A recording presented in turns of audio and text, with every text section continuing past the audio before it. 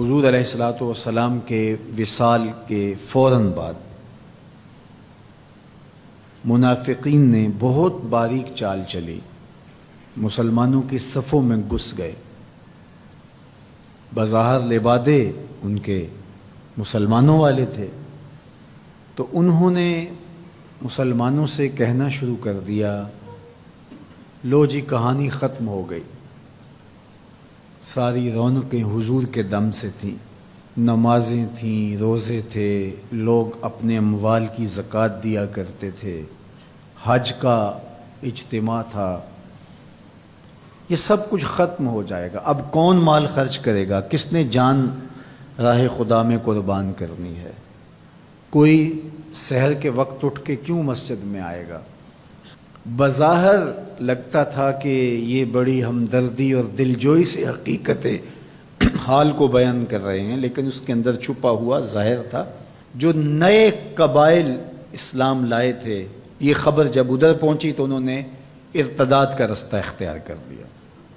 بہت سارے قبیلے، آپ پڑھیں تاریخ، مرتد ہو گئے۔ کسی نے زکوٰۃ دینے سے انکار کر دیا، مسیلمہ کذاب نے اپنی جھوٹی نبوت کا دعویٰ کھڑا کر دیا۔ حضرت صدیق اکبر کا دل زخمی ہے، کلیجہ زخمی ہے، لیکن اب اس صورتحال کا جب آپ نے مشاہدہ کیا تو آپ آگے بڑھے اور ایک اونچے ٹیلے پہ کھڑے ہوئے لوگوں کو اشارہ کیا۔ لوگوں نے جناب ابو بکر رضی اللہ تعالیٰ عنہ کو دیکھا تو ادھر لپک کے آ گئے۔ تو حضرت ابو بکر صدیق رضی اللہ تعالیٰ عنہ نے مختصر خطاب کرتے ہوئے آپ نے کہا، لوگوں مجھے ایک بات بتاؤ، تم اللہ کی عبادت کرتے تھے کہ رسول اللہ کی عبادت کرتے تھے؟ لوگوں نے کہا کہ ہم اللہ کی عبادت کرتے تھے۔ تو کہا کہ اگر تو تم رسول اللہ کی عبادت کرتے تھے تو حضور وصال کر گئے، اور اگر تم اللہ کی عبادت کرتے تھے تو وہ آج بھی حی ہے، لا یموت ہے، اسے موت ہے ہی نہیں۔ پھر کہا، جس دین کے لیے میرے اور آپ کے آقا و مولا نے اپنی ساری زندگی لگا دی، کیا حضور کے وصال کر جانے کے بعد تم اس دین کو چھوڑ دو گے؟ تو لوگوں نے کہا، کیوں چھوڑیں گے؟ تو کہا، پھر اٹھو اور دین کا جھنڈا لے کے پوری دنیا پہ چھا جاؤ۔ تو آپ نے لوگوں کو سنبھالا۔ تو حضرت عبداللہ ابن مسعود رضی اللہ تعالیٰ عنہ فرماتے ہیں کہ اگر حضرت ابو بکر رضی اللہ تعالیٰ عنہ کے ذریعے سے اللہ ہمارے اوپر احسان نہ کرتا تو ہم ہلاک ہو جاتے۔ اس امت کو بکھرنے سے بچایا ہے، شیرازہ متحد رکھا ہے، تو وہ ذات سیدنا صدیق اکبر رضی اللہ تعالیٰ عنہ۔ اور حضور یہ سارے اشارے دے کر گئے تھے۔ ایک خاتون آئی، کوئی کام تھا اس کو، اس نے کہا، تو حضور نے فرمایا پھر آنا۔ تو اس نے کہا کہ اگر میں پھر آؤں تو آپ نہ ہوں، اس کی مراد یہ تھی کہ آپ وصال کر گئے ہوں۔ تو آقا کریم علیہ السلام نے فرمایا، اگر میں نہ ہوا ابو بکر تو ہوں گے، میں نہ ہوا تو ابو بکر کے پاس آ جانا۔ اللہ اکبر۔ حضور نے حضرت ابو بکر رضی اللہ تعالیٰ عنہ کو اپنی زندگی میں مصلی پہ کھڑا کیا۔ ترمذی کے لفظ ہیں، حضور نے ارشاد فرمایا، لا ینبغی لقوم فیہم ابو بکر ان یؤمہم غیرہ، کسی قوم کے لیے مناسب ہی نہیں ہے کہ ابو بکر ان کے اندر رہتا ہو اور امامت کوئی اور کروائے۔ مروا ابا بکر فلیصلی بالناس، ابو بکر کو حکم دو کہ وہ لوگوں کو نماز پڑھائے۔ اور پھر مصلی پہ جا کے حضرت ابو بکر کھڑے ہوئے۔ 17 نمازیں حضور علیہ الصلوۃ والسلام کی حیات طیبہ کے اندر حضرت ابو بکر نے پڑھائی ہیں۔ اللہ اکبر۔ فرمایا، ما نفعنی مال احد قط ما نفعنی مال ابی بکر، مجھے کسی کے مال نے اتنا نفع نہیں دیا جتنا ابو بکر کے مال نے دیا۔ اللہ کے علاوہ اگر میں کسی کو خلیل بناتا تو ابو بکر کو بناتا، لیکن اللہ میرا خلیل ہے، جنہیں سیدہ کہول اہل الجنہ کہا گیا، جنت کے بوڑھوں کے سردار بنائے گئے۔ حضور نبی رحمت صلی اللہ علیہ وآلہ وسلم کی نیابت اور حضور علیہ الصلوۃ والسلام کی خلافت کا تاج ان کے سر پہ رکھا گیا، جن کی صحابیت کو میرے رب نے قرآن میں بیان فرمایا، اذ یقول لصاحبہ لا تحزن ان اللہ معنا۔ جب غار ثور میں حضور علیہ الصلوۃ والسلام سیدنا ابو بکر رضی اللہ تعالیٰ عنہ کی گود میں سر رکھ کے لیٹے ہوئے تھے، سانپ ایڑی پہ ڈنگ کے ڈنگ لگا رہا ہے اور آپ اپنی ٹانگ کو جنبش نہیں ہونے دیتے۔ آنکھوں کا حلقہ توڑ کے آنسو حضور کے رخسار پہ گرتے ہیں، اور آقا کریم بیدار ہوتے ہیں، اور بیدار ہو کے پوچھتے ہیں مالکا یا ابا بکر، ابو بکر کیا ہوا؟ ادب کے اس قرینے کو جناب سیدنا صدیق اکبر نہیں بھولتے، کہتے ہیں فدا کا امی و ابی یا رسول اللہ، لو دیکھ تو حضور میری ماں بھی آپ کے قدموں پہ قربان جائے، میرا باپ بھی آپ کی راہوں پہ نچھاور، میرا قبیلہ میرا خاندان آپ کے قدموں پہ قربان، مجھے سانپ نے ڈس لیا ہے۔ تو محبت کا یہ اسلوب اور الفت کا یہ طریق آپ کو یہاں ملے گا کہ انداز الفت نہیں چھوڑتے۔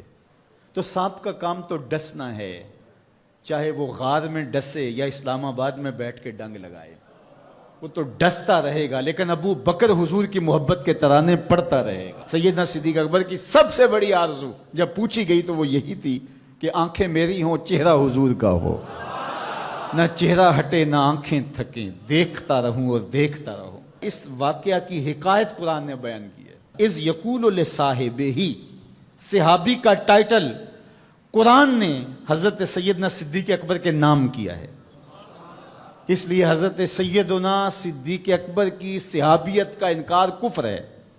جو حضرت صدیق اکبر کو کافر کہتا ہے وہ خود کافر ہے، اس لیے کہ ان کا ایمان، ان کا اسلام اور ان کی صحابیت قرآن کی قطعی نص سے ثابت ہے، اور ان لفظوں کے ساتھ ثابت ہے۔ اذ یقول لصاحبہ لا تحزن، کہا گھبرانے کی ضرورت نہیں، ان اللہ معنا، اللہ ہمارے ساتھ ہے، اللہ ہمارے ساتھ ہے۔ اور پھر کہا وَالثَّانِي اثْنَيْنِ اذْ هُمَا فِي الْغَارِ، دو میں سے دوسرا، اللہ اکبر، اللہ نے دو میں سے دوسرا کہا ہے، یہ شان ہے سیدنا صدیق اکبر کی، جو ثانی اثنین ہیں غار میں۔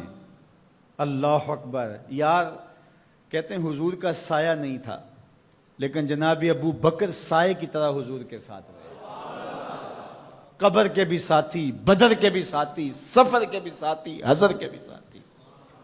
تو حضرت صدیق اکبر رضی اللہ تعالیٰ عنہ کی صحابیت قطعی نص سے ثابت ہے، اور سیدنا صدیق اکبر رضی اللہ تعالیٰ عنہ حضور علیہ الصلوۃ والسلام کے خسر ہیں، حضور کی بیٹی سیدہ عائشہ ام المومنین۔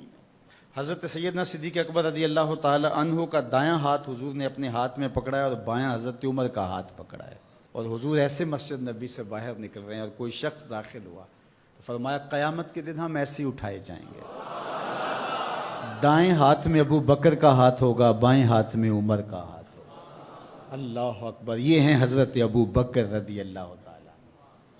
جو بدبخت سیدنا صدیق اکبر رضی اللہ تعالیٰ عنہ کے ایمان پہ شک بھی کرے وہ مومن نہیں رہتا۔ یہ وقت بھی آنا تھا ہمارے اوپر کہ پاکستان کے دارالحکومت میں کھڑے ہو کر کے سیدنا صدیق اکبر رضی اللہ تعالیٰ عنہ کے بارے میں ایسے نازیبہ کلمات کہے جانے تھے، استغفر اللہ، العیاذ باللہ۔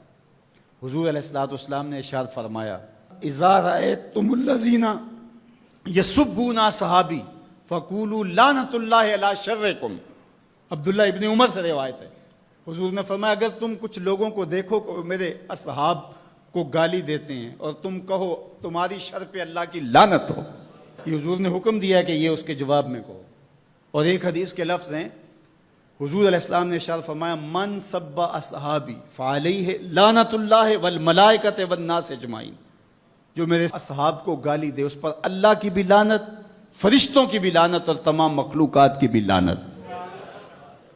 تو یہ ملعون جو حضرت سیدنا صدیق اکبر اور دیگر اصحاب کو بھونکتے ہیں اور ان کے بارے میں نازیبہ کلمات کہتے ہیں، ان کی شر سے اس ملک کو پاک کرنا چاہیے۔ چنگاری جب بھڑکائی جاتی ہے تو پھر پورے شہر جل جاتے ہیں۔ 7-8 سال قبل کی کہانی ہمیں یاد ہے کہ کیا دردناک لمحات ہوتے تھے، روزانہ لاشیں اٹھانی پڑتی تھی، وہ ایسے ہی ناعاقبت اندیش لوگوں کی وجہ سے ہوا۔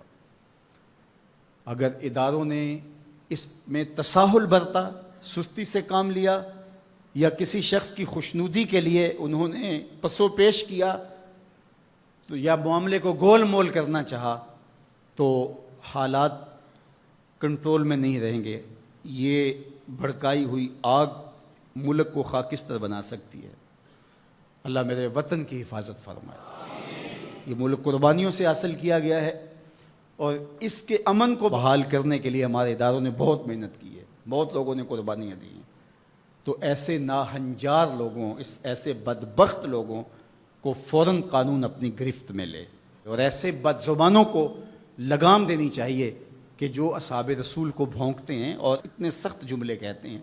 معاذ اللہ سیدنا صدیق اکبر کو کافر کہا جائے گا؟ جو صدیق میرے نبی کے دل کا چین ہے، جو اسلام کی بہار ہے۔ عبداللہ ابن مسعود فرماتے ہیں ہم بچے ہی ابو بکر کی وجہ سے تھے، ورنہ ہلاک ہو جاتے۔ جس ابو بکر رضی اللہ تعالیٰ عنہ کو حضور نے مصلی پہ کھڑا کیا، جس ابو بکر رضی اللہ تعالیٰ عنہ پہ اتنا اعتماد تھا کہ ہجرت والی رات ان کا انتخاب کیا۔ حضرت سیدنا عمر رضی اللہ تعالیٰ عنہ نے حضرت ابو بکر رضی اللہ تعالیٰ عنہ کا ذکر کیا اور رو پڑے اور کہا کہ ابو بکر میری زندگی کی ساری نیکیاں لے لے اور غار والی ایک نیکی مجھے دے دے۔ اور پھر کہا کرتے تھے کہ کاش کہ میں ابو بکر کے سینے کا بال ہوتا۔ ابن جوزی نے لکھا ہے کہ ہمارے بزرگ اور اسلاف جو تھے وہ ابو بکر و عمر رضی اللہ تعالی عنہما کی محبت اپنی اولاد کو یوں سکھایا کرتے تھے جیسے قرآن کی آیتیں سکھائی جاتی۔ ان کی محبت اولادوں کے سینوں میں راسخ کیا کرتے تھے۔ معمولی سی میل بھی سیدنا صدیق اکبر کے بارے میں برباد کر دیتی ہے۔ اللہ کے نبی کا ہر صحابی با کمال ہے، لیکن ابو بکر ہے۔ جے شک ہووی تے چل مدینے، جے شک ہووی تے چل مدینے، آ ویخ لے جوڑ مزاراں دا، بن یار نبی دیاں یاراں دا۔ تو ان سے ہماری محبت کا رشتہ استوار ہے۔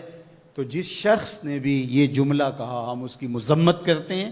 مذمت تو لفظ بہت چھوٹا ہے، اس کو قرار واقع سزا دیجئے۔ وہ بدترین انسان ہے روئے زمین پہ، اور اس سے کوئی روح رعایت نہ رکھی جائے تاکہ آئندہ ایسے راستے بند ہو۔ اداروں کو اس پر فی الفور نوٹس لینا چاہیے قبل اس سے کہ حالات ہاتھ سے باہر نکل جائیں اور بے قابو ہو جائیں۔ اللہ ہم سب کو اپنی رحمتوں کے حصار میں رکھے۔